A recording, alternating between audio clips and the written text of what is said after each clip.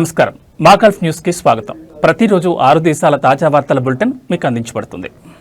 కువైట్లో జూన్ నుంచి అమల్లో ఉన్న mid day outdoor work ban ముగిసింది. అధిక ఉష్ణోగ్రతల నుంచి కార్మికులను రక్షించడానికి సమ్మర్ సందర్భంగా 3 నెలల పాటు public authority for man power నిషేధం విధించింది.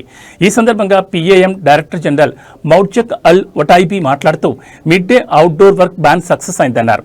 అన్ని గవర్నరేట్లలో క్రమం తప్పకుండా తనిఖీలు నిర్వహించినట్లు తెలిపారు. నిషేధం పట్ల కార్మికులలో అవగాహన పెంచడానికి మీడియా ప్రచారం నిర్వహించినట్లు గుర్తు చేశారు. నిషేధం అమల్లో ఉండగా అధికారులు 63 ఉల్లంఘనలను నమోదు చేశారని తెలిపారు.